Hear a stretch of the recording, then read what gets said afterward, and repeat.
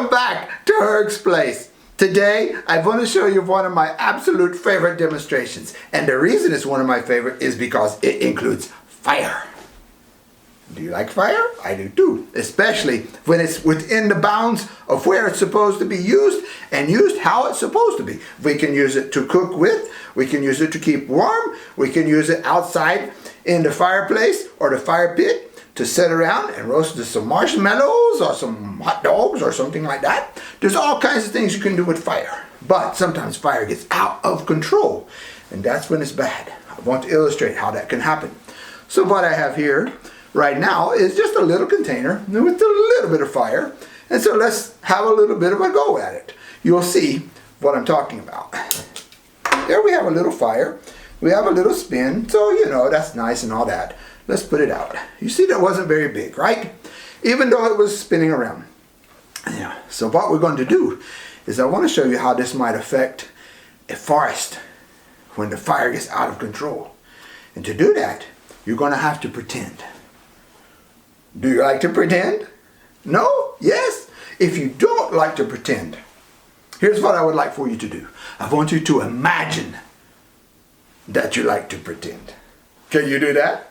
You see how I did there, right? Yeah, okay. So here's what we're going to do. I want you to pretend that this is the forest. I know it's a meshy trash can. Not messy, mesh-y. Okay? It's made out of this metal mesh. And so we're going to let it pretend to be our forest. These are trees. When we spin this around like this, what that's doing is creating wind that goes through the trees. So now we need a little bit of fire, so we'll put that in there like that. We also want to be sure that we're practicing some safe science here. And so to do that, we have our fire blanket handy. That's pretty close. We have our fire blanket handy. We have the lid to put out the fire with. And we have something to reach us down in there to put out the fire. Alright, so let me explain what happens. When there's a fire in the forest and in these big trees, sometimes if it's on a hill or the wind starts to whip through, like we have in some of the wildfires around, we've experienced a lot of wildfires recently. So this is what happens. We'll have the fire and it seems small at the time, but then it gets out of control or gets out of bounds. And then the wind starts to whip through. And as the wind whips through, you watch what happens to the fire. And we'll do it now, maybe twice. We'll see. Hopefully the smoke detector is not going to go off. We'll see how all this plays out. So get our fire started. Now, here we go. We have the wind blowing. Watch what happens. Did you see that? Let's cut off some of the oxygen. Did you see that? Let's do it one more time. Then I'll explain to you what happened. The wind comes through. The fires rise. Jump to the top of the trees. Let's get that put out right away. All right. So, what happens, you see, is that when the wind kicks through, it goes through the trees just as it goes through the sides of this mesh basket that we have.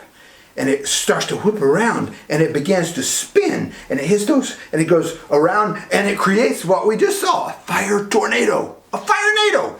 And it tends to rise and it jumps to the tops of the trees and then from the hillsides and the wind and the tops of the trees and all the, it just gets out of control so easily and it hops from tree to tree and that's when we have a wildfire.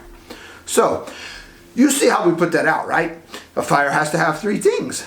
Those three things are this. Fuel, which we had in there. Heat, which we added. And oxygen, which is in the air all around us.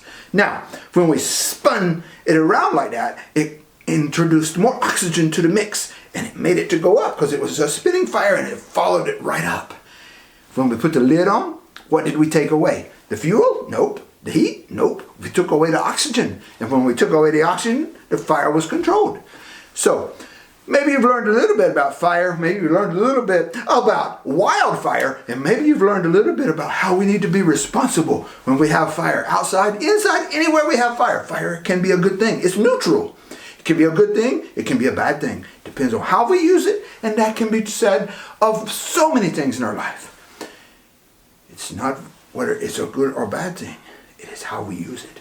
That's an important lesson to learn. So I hope you've been paying attention to the Firenado today. I am the Purple Professor. Working, working, working